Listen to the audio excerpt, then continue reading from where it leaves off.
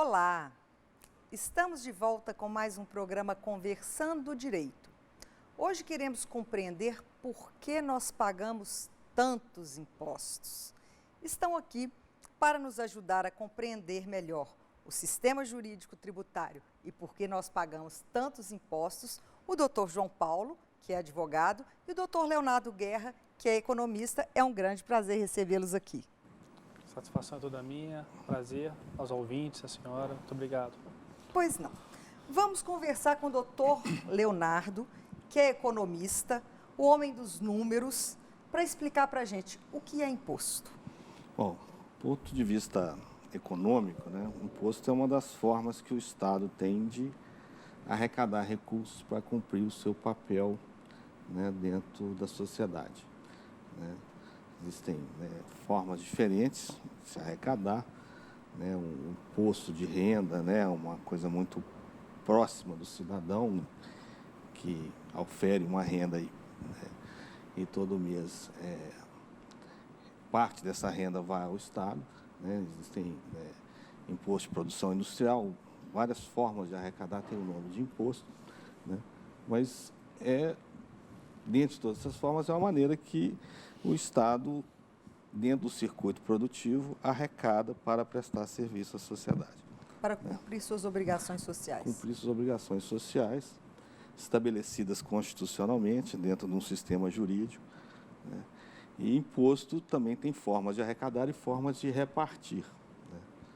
O Brasil, todos os países do mundo têm suas diferenciações. O Brasil tem também formas próprias, diferenças com outros países. E as principais características do sistema tributário brasileiro é que ele é regressivo, e no aspecto distributivo ele vamos dizer assim, em vários, ele também não tem essa característica muito distributiva, em alguns impostos e em outros não.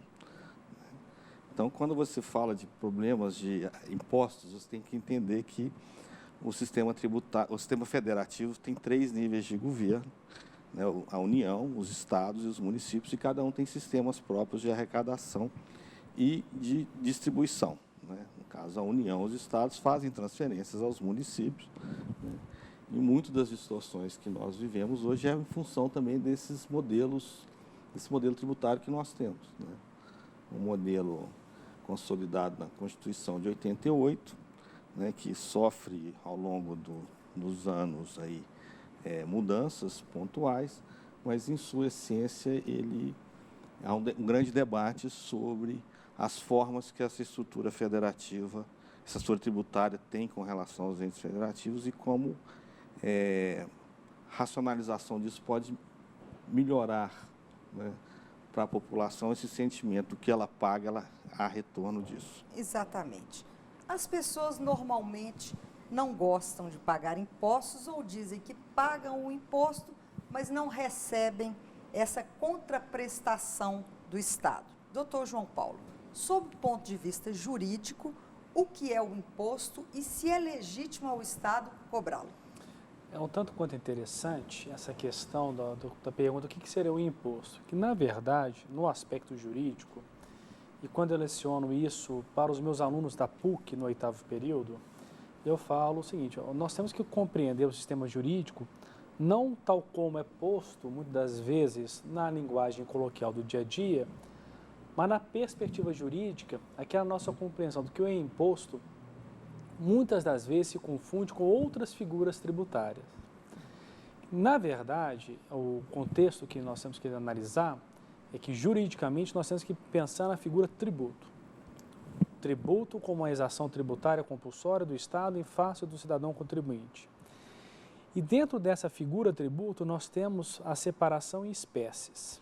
E dentro das espécies vem o imposto. Então, um ponto no aspecto jurídico para se levantar é: muitas vezes nós confundimos tributo como imposto como se fosse uma coisa só. E, na verdade, há uma distinção. E o mais interessante é que no aspecto jurídico do que seria o imposto, que de fato, o doutor Guerra disse aqui muito bem, cria-se uma expectativa do retorno em favor do cidadão. Mas no aspecto jurídico, que é o foco central da pergunta, a ideia do imposto significa a possibilidade de uma exteriorização de riqueza em que o Estado legitimamente pode arrecadar recursos para si. Só que no aspecto tributário, salvo 3 exceções de ordem constitucional, aquela receita dos impostos não são vinculadas a uma despesa pública. Serve para fazer caixa do Estado, a não ser aquelas hipóteses do 167 da Constituição, que é saúde, que é a parte de educação, administração tributária. Ou seja, sabe aquela máxima, eu pago IPVA e a rua está emburacada? Não tem, no aspecto jurídico, não tem nenhuma ligação, porque o imposto ele serve para simplesmente fazer caixa para o Estado e depois, de acordo com a lei orçamentária, então saindo do aspecto tributário mais financeiro, de acordo com a lei orçamentária, aqueles recursos dos impostos vão ser inseridos em favor das despesas de acordo com a votação da legislação orçamentária. Por isso, cada vez mais, numa educação fiscal, a participação do cidadão contribuinte para verificar como vai ser aprovada a lei orçamentária.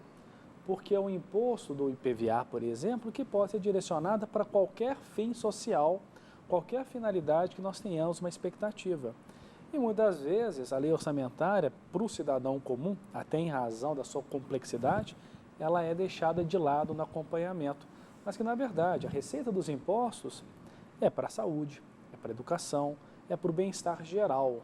Mas não existe aquele liame, aquela ligação necessária. Eu pago IPVA, tem que tampar buraco. Eu pago IPVA e tem que ter estrada. Não existe essa ligação. Pode-se utilizar os recursos do IPVA para para o investimento, para próprias contas públicas, com despesa de pessoal e etc. assim por diante. Então, o grande recado, né, o imposto é necessário sim, porque o Estado tem que ter a sua... Ele tem que se manter e tem que investir, ele tem que proporcionar o bem comum. Só que o ponto, imposto não tem essa afetação da receita e não confundir com tributo. Tributo é um gênero que tem o imposto, tem as taxas, as contribuições, empréstimos compulsórios e assim por diante. Mas a figura do imposto chama atenção nessa primeira minha intervenção nesse sentido, numa compreensão melhor e principalmente para uma visualização mais significativa no que se refere à aprovação da legislação orçamentária. O cidadão tem que acompanhar, tem que exigir o retorno estatal. É uma explicação muito importante. Doutor Leonardo, o senhor podia falar então um pouco sobre essas espécies de tributos? Porque o doutor João Paulo disse que existe o tributo e dentro do gênero tributo existem várias espécies, até para que as pessoas possam compreender melhor o que significa cada um deles. Por favor. Bom, vamos ao primeiro exemplo, o caso do IPVA. É um imposto que recai sobre pessoas que têm propriedade de veículo automotivo. Ele é arrecadado pelo Estado, né, e o Estado transfere parte dele aos municípios. Né. Então, você tem fatos tributários, né, que você oferece determinado nível de renda no mês. Há uma alíquota, incide sobre a sua renda, esse recurso é transferido para a União, que por determinadas regras a transfere para os estados e municípios, principalmente pelo, vamos dizer assim, o Fundo de Participação dos Estados e o Fundo de Participação dos Municípios. Então, né, a sociedade tem que, né, eu acho interessante nessa colocação que o aspecto educativo da questão do imposto é você enxergar no detalhe como a lei orçamentária é feita, porque cada município, cada estado da federação e a União tem uma lei orçamentária. Nós elegemos as pessoas que definem essa lei, né, e fiscalizam a execução dessa lei. Então, assim, no ponto de vista desse aspecto, né, de como os impostos são arrecadados e distribuídos, né, há um nível muito grande de complexidade, porque é um nível muito distinto. Né? A produção mineral é de um jeito, a produção industrial é de outro, os serviços são tributados nos municípios, 2 tipos de serviços são tributados pelos estados, serviço de transporte, né? É aquilo que eu falo com meus alunos, né? Só interrompendo, o ICMS. Quem sabe qual que é o nome do ICMS?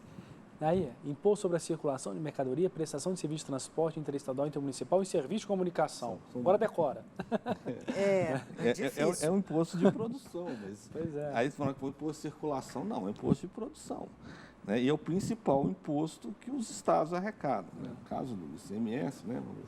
Existe uma regra de transferência do ICMS, né? O estado de Minas Gerais arrecada uma quantidade enorme de ICMS e quando ele vai transferir para os municípios, ou com todos os estados da federação, né?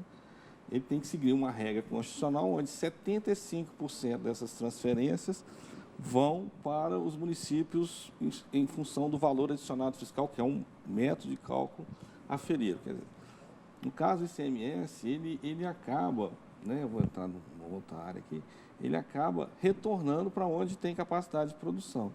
E os municípios que não têm produção industrial, eles têm um rasteio menor, pesam muito menos nisso, e acabam tendo um grande esforço, né, tributário. Então, assim, onde é que eu quero chegar com isso? Que você, ao entender em detalhe as regras de composição das receitas e as regras de distribuição, você também tem que começar, né, com um pouco de paciência, um pouco de boa vontade, tendo espaço como esse, para explicar que um pouco dessas causas, dessa percepção de que o imposto retorna pouco, é porque também é mal distribuído entre os entes federativos.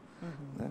Então, você tem, né, estava chegando aqui a conversa assim, as grandes cidades do país, né, os grandes centros urbanos, que não são mais cidades industriais, são pressionados a aumentar seus tributos, ITBI, IPTU, ISS, enquanto que os municípios que têm atividade industrial muito intensa nem precisam desses recursos, porque na transferência do ICMS eles arrecadam o suficiente para manter ali um padrão mínimo, né, de serviços públicos. Né?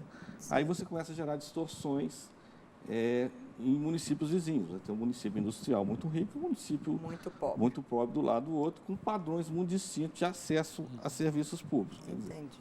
Né? Mas nós vamos, no próximo bloco, porque já está terminando o nosso primeiro bloco, entender, sob o ponto de vista jurídico, quais são as espécies de tributos. Fique conosco, já já.